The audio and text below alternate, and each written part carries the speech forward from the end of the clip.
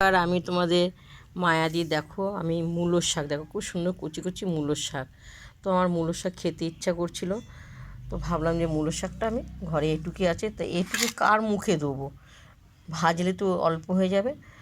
তো আমি ভাবলাম যে একটু আলু দিয়ে করব। তো আলু দিয়ে মূলোর শাক করব। তো কী কী দেবো তোমরা প্রথম থেকে লাস্ট দিদিভাইরা দেখতে থাকো। আলু দিয়ে মূলো শাক আমি ভাজা করব। তো দেখো, উনুনে আমার কড়াইটা বসানো হচ্ছে, আমি তেল দেবো। তেলটা আমার একটু গরম হবে।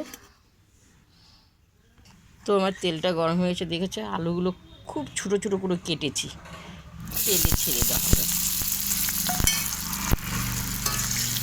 লাল করে ভাজবো আলুটা।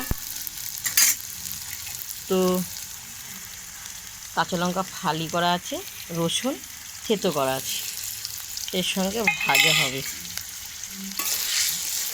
তোমরা খেয়েছো আলু দিয়ে মূলোর শাক? যদি তোমাদের ঘরে অল্প থাকে আলু দিয়ে ভাজবে, খুব সুন্দর লাগবে খেতে।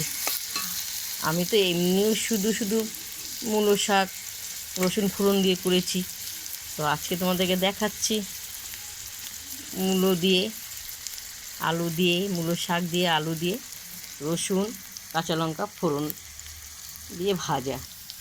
তো স্বাদ মতো নুন আর হলুদ আলুতে দিয়ে দেওয়া হলো। লাল লাল আগে আলুটা ভেজে নেব।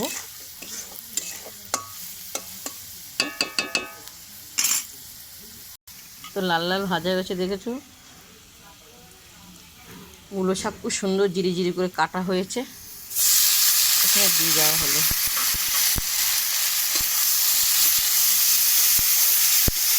অল্প হয়ে যাবে, শুধু যদি আমি মূলো শাকটা ভাজতাম না, আমি একাই খেতাম। তো আমি ভেবেছি আমাদের পরিবারে 3 জন আছে, আমি একা খেলে হবে না, তাই আলুটা দিলাম।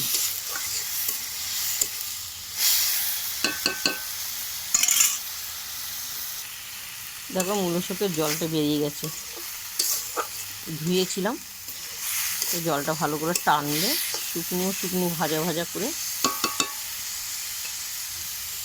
হবে। তো দেখো পরিমাণে একটু চিনি ছিটিয়ে দেওয়া হলো।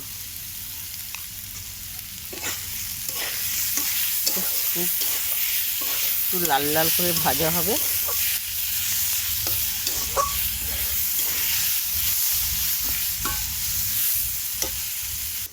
তো এবার আমি নামাবো, লাল লাল হয়ে গেছে শাকগুলো, কড়াইতে লেগে যাচ্ছে। প্রথম থেকে লাস্ট তোমাদেরকে আলু দিয়ে মূলোর শাক ভাজা দেখালাম, দেখো খুব সুন্দর গলে গেছে। তো তোমরা দেখে যদি ভালো লাগে আমাকে লাইক দিও, শেয়ার করো, কমেন্ট করে জানাবে, অবশ্যই কমেন্টটা করবে। তো এভাবে তোমরা করে দেখো, খুব সুন্দর লাগে খেতে গরম গরম ভাতে। চলো এখন আমরা ভাত দিয়ে খাবো মূলো শাক আলু দিয়ে ভাজা।